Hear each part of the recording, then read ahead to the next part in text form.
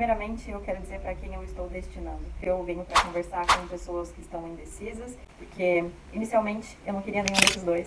Se você já está decidido, não é para você. Se você já está com a sua mente completamente cauterizada, também não é para você. Oi gente, tudo bem com vocês? Eu espero que sim. Meu nome é Débora, eu tenho 27 anos e é a primeira vez que eu vou gravar um vídeo nesse sentido.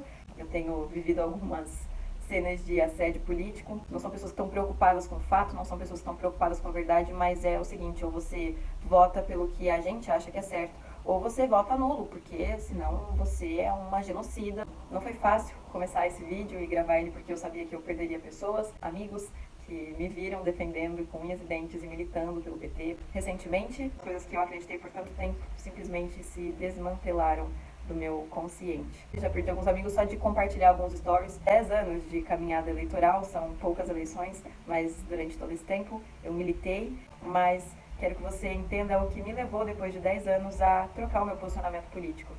Uma virada na minha cabeça, porque eu decidi pesquisar, porque eu decidi me inteirar dos números e porque eu presenciei algumas cenas de completa injustiça dentro do cenário político. Isso é uma grave violação do sistema eleitoral. Direito de igualdade, a democracia. A verdade é que dos dois lados, tanto Lula quanto Bolsonaro, tinham características das quais eu desaprovo. Não estou aqui defendendo um líder político, não estou aqui defendendo um partido, queria deixar isso bem claro. Que esta liberdade de cidadania nos foi tirada, em parte, para que nós falarmos o que precisa ser falado. Porque hoje o brasileiro está com medo de falar. Tudo passou a ser fake news, inclusive os fatos históricos. E não quero nem que me chamem mais de jurista, porque eu não sei mais direito. O direito que eu aprendi não existe mais. Até agora eu não vi um plano de governo da esquerda, mas eu vi um plano de governo que tomou conta dos países latino-americanos. E eu vejo que a Argentina usou desse mesmo discurso, né, de comer churrasquinho e tudo. Um ano. Desde que assumiu Alberto Fernandes, o preço da carne subiu 222% e o consumo caiu no nível mais baixo histórico. Temos aí pessoas protestando, queimando as suas churrasqueiras. A gente está vendo uma inflação aí de 100% acontecendo na Argentina. Realmente estou pensando no futuro do meu país mesmo. A gente já está vivendo um processo progressista, sim, mas não dentro de uma agenda globalista, mas uma agenda que preserva a característica, a cultura do nosso povo, mais do que qualquer outra coisa, mais do que neutralizar o nosso povo, neutralizar a nossa língua, neutralizar a nossa identidade para caber num molde do mundo, não no nosso formato, na nossa raiz cultural. Que eu decidi perfurar minha bolha seguindo o conselho do documentário Dilema das Redes. When you go to Google and type in climate change is, you're going to see different results depending on where you live and the particular things that Google knows about your interests. That's not by accident, that's a design technique. Entire teams of engineers whose job is to use your psychology against you. Facebook discovered that they were able to affect real-world behavior and emotions without ever triggering the user's awareness. They are completely clueless. Fake news spreads 6 times faster than true news. We're being bombarded with rumors. Everyone's entitled to their own facts. There's less control over who we are and what we really believe. If you want to control the population of your country, there has never been a tool as effective as Facebook. If technology creates mass chaos, polarization, more election hacking, more inability to focus on the real issues, we're toast. This is checkmate on humanity. Como as Big Techs ganham, criando esse cenário dicotômico das pessoas, né, de escolher lados, de entrar numa bolha. E são dois belos conselhos que acontecem no final do documentário, que é, o primeiro, exclua as suas redes sociais, porque isso não é uma rede social, é uma rede de anúncios. Por que um lugar onde é gratuito para você entrar, os donos ganham bilhões de faturamento no final de um ano, né? É porque quem paga realmente é o anunciante. Por que o anunciante paga? Porque a plataforma, o seu modelo de pensamento, ele identifica quantos milésimos de segundo você passa em cada tipo de imagem. Ele consegue ler, ele consegue definir aquilo ali, e por isso ele te conhece muito melhor do que você, porque ele já entendeu de que bolha você pertence. Então, a única maneira de você enganar essa bolha, de você perfurar ela e sair e desvincular essa narrativa que já está escrita, que já está ali se retroalimentando em você, é necessário que você comece a seguir influenciadores do outro lado, que você comece a seguir jornais e um outro segmento político para que você compreenda quais são os dois lados da narrativa e você não fique preso, alienado, bitolado num único formato de ver o mundo. Seguindo esse conselho, depois de presenciar também uma injustiça política com o meu primeiro candidato... Porque o partido, o PROS, aí confirmou que vai apoiar Lula nas eleições. Nas últimas semanas, lideranças do PROS protagonizaram aí uma batalha judicial pelo comando do partido mesmo. E Pablo Marçal reagiu agora à tarde a essa decisão do partido. Por fim, ele disse que a nova convenção teve assinaturas falsas e será questionada na justiça. Dúvida ainda porque a diretoria executiva do partido decidiu apoiar o Lula, mas o próprio candidato que tem o seu nome retirado não concorda com isso neste momento. Vi a candidatura dele sendo roubada e ali foi um primeiro sinal de alerta de que tem alguma coisa muito errada, assim, tipo, não tá fazendo sentido. Por que é que o PT fez tanto esforço para eliminar alguém que só tinha 1% de chance de ganhar? Então, alguma coisa começou a apitar aqui na minha mente como um sinal vermelho. E ali foi onde eu decidi buscar conhecer mais, pesquisar mais, entender os números, entender qual é a visão do mundo lá fora sobre o crescimento do Brasil. O Brasil está vivendo um processo de deflação já pelo 3º mês seguido, isso é histórico, nem no plano real isso aconteceu, enquanto países agora estão começando a tentar se recuperar de uma inflação extraordinária que aconteceu por causa da pandemia, a gente vem crescendo muito e crescendo muito bem. Podia estar crescendo mais, a gente está aí com freio de mão puxado, isso é uma coisa que a gente consegue perceber. Fui atrás de conhecer mais, de pesquisar diferente, de analisar os números friamente.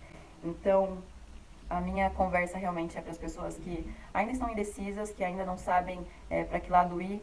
Não faz sentido um sistema político que nunca prezou por retirar o povo da miséria. Não faz sentido na minha cabeça que o Brasil chegou à 6ª maior economia do mundo e o povo nunca experimentou o que é viver a 6ª economia do mundo. Vou voltar no final de semana a comer um churrasquinho e tomar uma cerveja. O Brasil é o país mais rico da Terra. O Brasil tem 3 safras por ano. O Brasil é rico em biodiversidade, é rico em criatividade, em pessoas corajosas. Do norte a sul do Brasil somos um povo que luta pela liberdade.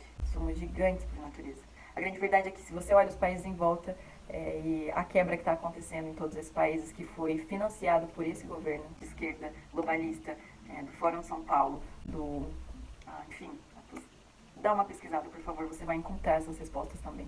Então, assim, eu não consigo confiar, acreditar numa pessoa que numa hora fala que é a favor de uma coisa, depois fala que não é mais, que fala tanto sobre as lutas LGBTs, que vai proteger e tudo mais, mas na hora de fazer discursos é transfóbico também. As pessoas mentem descaradamente, sobretudo depois da internet. Essa tal de fake news, ela é um liberou geral pro cara que não presta, pro mentiroso. Absurdas, assim. Essas coisas absurdas que eles inventam todo dia, não tem critério. Eles são capazes de dizer que você nasceu mulher e depois virou homem. Eles são capazes de dizer que vaca voa. Qualquer mentira não tem tamanho e não tem hora. É uma verdadeira fábrica de mentir a campanha do... A gente não sabe quem serão seus ministros, é um Kinder Ovo de verdade, né? A gente está vendo agora a censura, eu achei que eu nunca viveria isso, que eu nunca experimentaria isso, mas essa é a nossa realidade. Então, a grande verdade é que eu passei 10 anos de caminhada eleitoral votando de um lado, então eu acredito que se eu conseguir, por conta própria, fazendo pesquisas, entendendo os números, comparando dados, comparando de verdade. Gente, uma outra coisa que Ou seja, você elegeu algumas pessoas que, sinceramente, o Brasil não merecia. Tem uma piada antiga que diz o seguinte, que estava reunido... Estava reunido com isso. Eu sei, é isso mesmo. Estava reunido um americano, estava reunido um francês e um japonês falando da qualidade do seu país. Os americanos reclamando dos furacão, que Deus foi injusto porque colocou furacão, que Deus foi injusto porque colocou muita neve, sabe, no outro país, que Deus foi injusto porque colocou muito vento no nosso país. E aí... O cara falou, porra, mas você só cuidou bem do Brasil, no Brasil não tem furacão, não tem tufão, não tem terremoto, não tem vulcão. E Deus falou, você vai ver a classe política que eu vou colocar lá. Acredite, não foi fácil para mim desconstruir tudo que eu construí na minha cabeça. Não foi fácil para mim revisar todos os conhecimentos que eu achava que tinha. Eu ia trazer até o meu ex aqui. 90% das brigas que a gente tinha eram por questões políticas, né? Ele era uma pessoa de direita e ele é prova viva disso, de que pessoas também que acompanharam esse relacionamento viram o quanto a gente tretava por causa disso. Então, eu realmente entender sobre o marxismo com outro viés, não o que antes era o marxismo da luta do proletariado, mas o que foi se formando a partir disso. E a gente vê um grupo de pessoas que quer eliminar tudo que foi pilar da cultura ocidental. Então, eu não acredito nisso, eu não acredito em neutralidade. Eu gostaria de te dizer, você que ainda está indeciso, pesquise, tá? Você tem ainda a liberdade de escolher quem você quiser, ainda assim vivemos numa democracia. Agora já está sendo mais fácil, eu já entendi que eu vou viver alguns cancelamentos, mas também tá tudo bem, eu já aceitei essa realidade aí. Só para finalizar, de que a gente fica falando, né, não pode misturar política e religião, mas, gente, tem uma coisa que vocês nunca entenderam, é que isso aqui é um livro sobre política.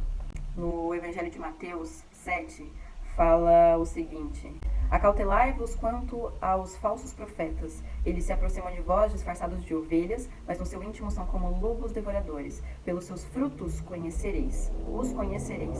Desculpa, candidato, mas o senhor não acha que anunciar uma possível equipe econômica não tranquilizaria aqueles eleitores mais desconfiados? Não, veja, eu não estou para anunciar, eu não estou para tentar agradar o. Fui eu, em 2010, que criei a Marcha com Jesus. Então, veja,